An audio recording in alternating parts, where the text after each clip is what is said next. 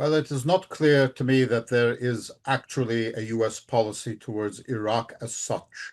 I think for a very long time, starting with Obama through Trump's first administration, then through the Biden administration, and now at the beginning of Trump's second administration, Iraq is seen as part of US-Iran policy. And I think that Iraq has suffered for this.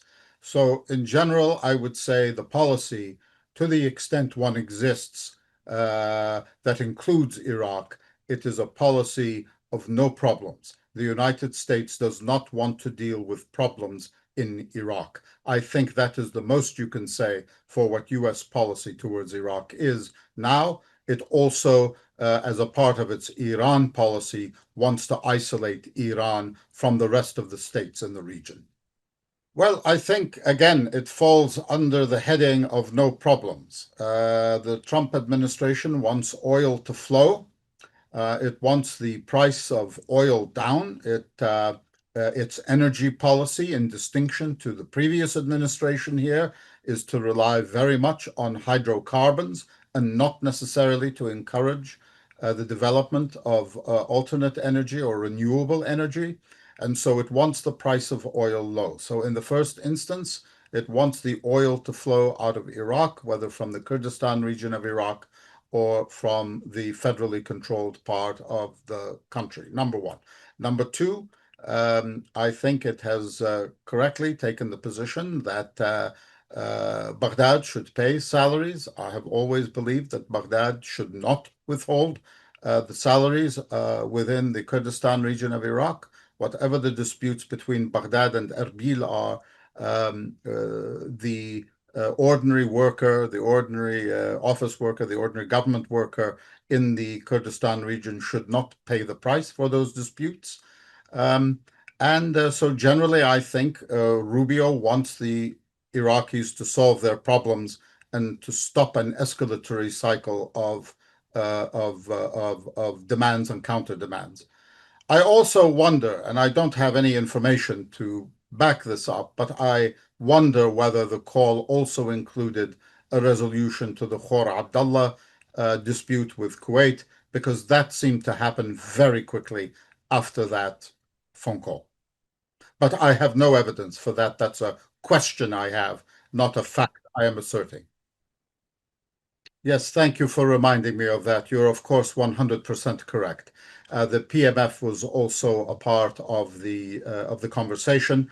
The United States is very concerned. I think a lot of Iraqis are very concerned that the bill that is proposed in the Iraqi parliament would enshrine the Peshmerga as a sort of private army existing technically within, but also in fact outside the normal chain of command, the constitutional chain of command. That, in the American opinion and the opinion of many Iraqis, would strengthen the hand of Iran.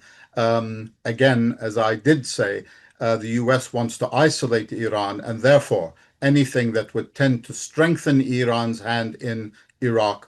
That is very possible. It is also possible, I would not say it is outside the realm of possibility, that if Baghdad acts to institutionalize these militias further, and they're already substantially institutionalized, but if Baghdad institutionalizes them further, Iraq could face American sanctions. I don't think that is outside the possibility of reality.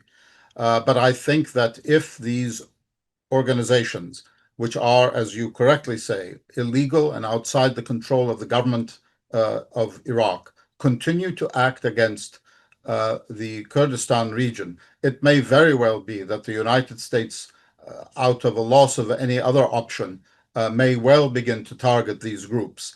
It simply is not tolerable that a militia exists outside of the control of government authorities, that has its own policies, that, among other things, targets other Iraqis in the Kurdistan region of Iraq. That is not acceptable. It should not be tolerable or acceptable by any Iraqi in the first place, let alone by countries that have an interest in the region. I think we should be careful here. First of all, the Kurdistan region of Iraq is a constitutionally recognized entity within Iraq. I will remind you, however, that constitutionally the foreign policy of the country is one of the federal government's exclusive powers. So it is a very dangerous game, I think, for the Kurdistan region to play, to try to play off America against Baghdad. Number one, a strong Baghdad means a strong Erbil within a constitutional setting within the federal constitution.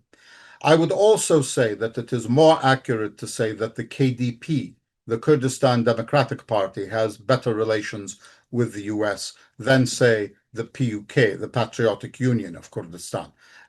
And that is true in Baghdad as well. There are parties with which the United States has better relations than with other parties in Baghdad. This is a very dangerous game, in my opinion. The United States ambassador to Turkey, who is also the US envoy to Syria, made it clear that he regards the borders, the post-World War I borders, as creating settled, established states, and that problems must be solved within those states, maybe with the help of the United States, but solved within the states.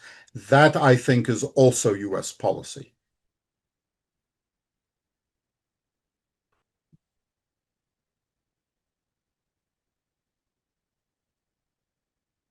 It's my pleasure always. My pleasure. Thank you.